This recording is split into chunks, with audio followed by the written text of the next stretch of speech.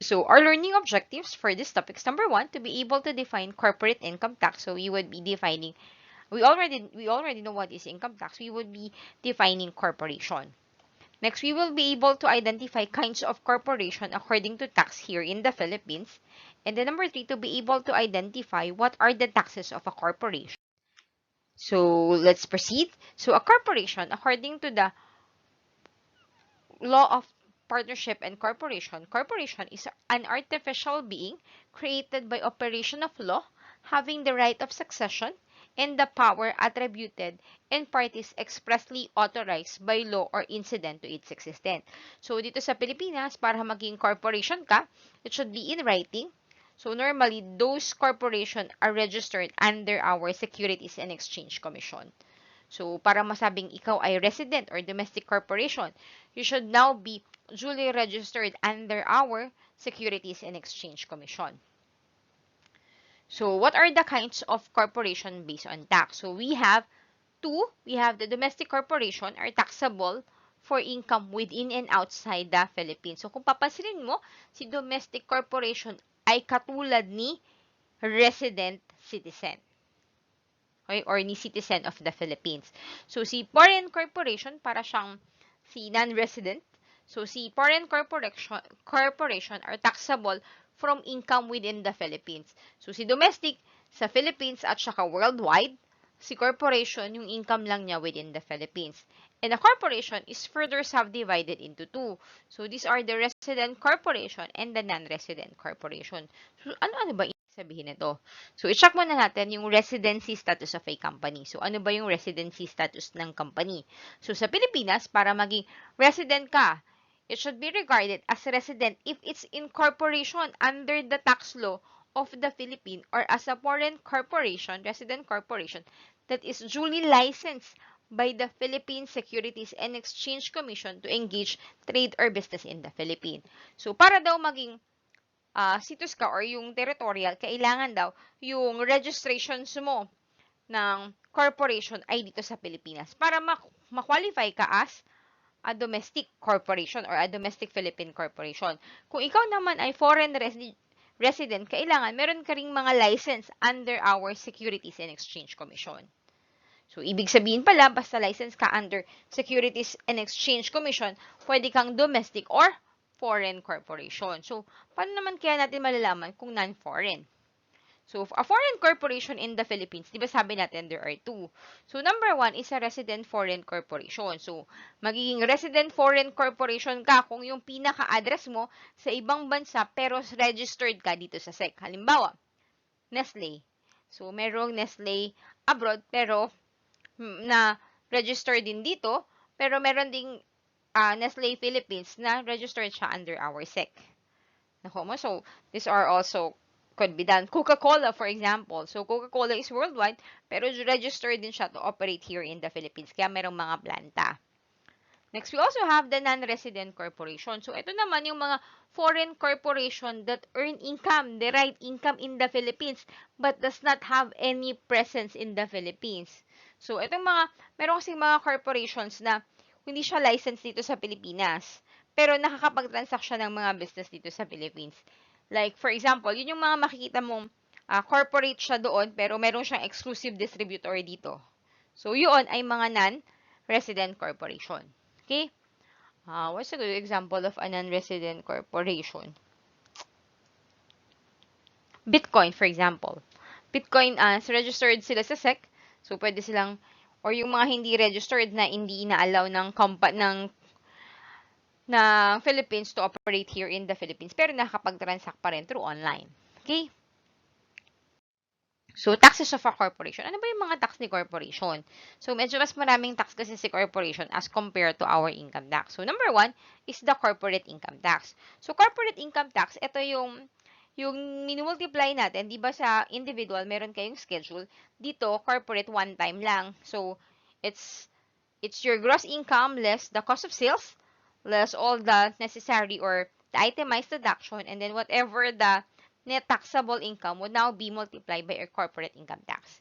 So, i-discuss naman natin siya later kung ilan yung percentage. Kasi previously, it's 30%. Pero, nagkaroon ng CITRA or the corporate incentive tax relief dito sa Philippines, naging 20 na lang siya. Tapos nagtataas siya every year ng 1% under our train law din. Next, you also have the minimum corporate income tax. Si minimum corporate income tax, i-discuss din natin siya. Ito naman kasi, after 4 years mo na maging corporation ka, masasubject ka sa MCIT. So, si MCIT, kay negative or wala kang tax, magbabayad ka pa rin ng income tax sa Philippines, 2% ng gross profit. Whichever is higher between the corporate income tax and the minimum corporate or the MCIT. Pero we would be discussing that later. Next, we also have the improperly accumulated earnings of tax. Diba kung maaalala nyo, dun sa financial accounting nyo, you have the so-called retained earning. And retained earning are further subdivided into two, which is your retained earning appropriated, so yung mga gagamitin mo in the future, and retained earning unappropriated. So, dito naman yung pang-distribute mo for dividend.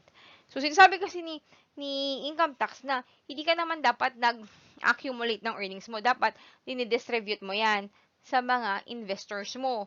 So, kapag lagi mo siyang in-accumulate, meron kang improperly accumulated earnings. So, itatax siya ng 10%. But we will be discussing that as we go on. Then, we also have the fringe benefit. Ito kasi yung mga special benefit given to the employees of the corporation. Next, you also have the branch profit remittance taxes. So, kasi yung mga branch dito magre-remit yan ng mga kinita nila. So, meron din siyang tax. Okay? So, income tax applied to domestic. So, ito yung mga taxes for the domestic corporation. Number 1, in general, net income from all sources is taxed at 30%. 30% prior to 2019. Pero ngayon, meron tayong sitira. We would be discussing that as we go along na sinasabi na 20%. Pero kasi may qualification yun. So, we would be discuss that on a separate slide.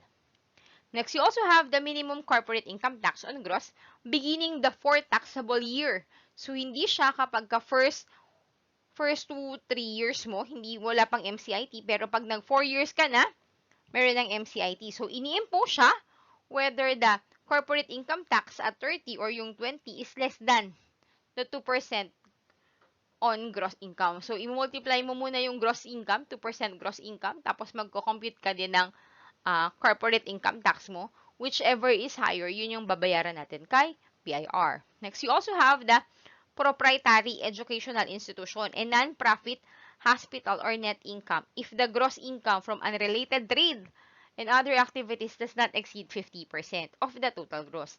Ito kasi, meron kasing, parang mga non-profit, meron silang special tax or privilege tax. So, dahil tinutulungan nila yung government in order to educate the citizen, so meron silang special tax na 10%. Kasi daw yung mga educational institution, they are not for profit. However, kailangan hindi yung mga income nila lalagpas ng 50%. Halimbawa, La Consolacion has hospital. Kung yung hospital hindi yan related dun sa school, kasi pwede naman nilang sabihin na doon nagpa-practice yung mga nurses nila. So, kung hindi yan, tapos meron din ang lako na hotel, yung Barsi. Kung yung income nila kay hotel, ay kay, kay hospital at saka kay hotel, mas mataas pa kaysa sa income nila doon sa education or doon sa tuition fee, then hindi sila pwede dito. Pero kung mas mababa at sinasabi nila, kaya nila itinayo yun, ay related pa rin sa educational institution, then it would now be only 10%. Nakuha po ba? If you have questions, don't hesitate to PM me, guys, please. Alam ko hindi tayo madalas magkaroon ng asynchronous, but I'm always available. Just PM me, okay? Next, non-stock, non-profit educational institution, all assets and revenue used directly or actually and exclusively for educational purposes, and other non-profit organization are deemed tax exempt. Guys, yung mga non-profit, halimbawa, mga foundations. So, kung mapasin mo naman, hindi naman talaga sila nag-earn or ginagawa nila, kung nag-earn man sila, ibibigay din nila doon sa mga ibang tao or doon sa mga tinutulungan nila. Like, for example, kaya nga may mga foundations, yung mga foundations, sometimes, they also ask for the government.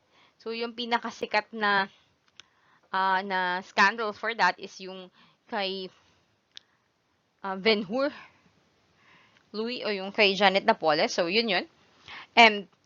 Pero kasi, hindi, kung tama naman nila, like, for example, the GMA Foundation, so, tax exempt sila. Okay? Except lang kasi yung sa education, 10% lang yun. Okay? Next, we also have the improperly accumulated income tax, 10% for all the incomes accumulated that are not distributed. May certain period yan, so we would have a separate discussion for that one, for each one of those domestic. Okay? Next, for the foreign tax applied for resident foreign. So, sa foreign, pagka income from international carrier, gross billing taxable 2.5. So, yung mga nag-cargo. So, yan yung mga international carrier. PEDX. Okay? Next, you also have interest from foreign currency loan granted to resident other than offshore business or local commercial bank. 10%. So, yung mga loan, foreign currency loan na ginagrant dito, bawa ng utang sa ibang bangko, tapos foreign bank yung inutangan niya, that would be 10%. Kasi mas ini-encourage na dapat mangutang ka sa Philippine bank. No, you also have the regional operating headquarters earning from the Philippines. So, inagre-remit kasi sila, yung mga i-remit nila doon, itatax ng 10%. Okay? So, income tax applied for foreign resident corporation na exempted. So, hindi tinatax or deemed exempt. But guys, para ma-exempt yung isang corporation, if you are already working, kailangan may certificate from BIR na ini-exempt yun. Without that, you cannot claim as a tax exempt. Okay? So, ito daw yung mga income from offshore business unit and foreign currency deposit unit of a depository bank from foreign currency transaction with a non-resident or other depository or the foreign currency deposit and local commercial bank, including branches of foreign bank authorized by Bangko Sentral. Ito kasi, yun yung mga dollar. Yung mga dollar transactions kasi, normally, tax exempt kasi kailangan natin ng dollar para tumaas din yung, para makapag-transact tayo sa sa international market. And then, lastly, the regional or area headquarter of a multinational corporation that do not earn or derive in the Philippines and act as supervisory, communication, and coordinating center to affiliates. Ito kasi usually, ito yung mga call center, hindi sila nag-earn dito, so sila lang yung nagmamanage. So, dahil dahil nabibigyan nila ng trabaho yung mga Filipino citizen, so hindi na taxable yung ginagawa nila kasi di naman sila nakakaderive talaga ng income dito. Instead, expense center nila yung mga regional office dito sa Philippines. So, nagbabayad lang sila ng sahod sa mga tao, pero wala silang na-earn. So, yan, yung mga accounting, yung mga sa call center, sa mga medics, yung mga ng mga refund yung pinaprocess. So, yun siya, okay? As his taxable or her taxable income. So, if you have questions, just comment below and I'll get back to you as soon as I can. If you like this video, please help me reach out more people by hitting the subscribe and the like button below. God bless you and always keep safe. Bye!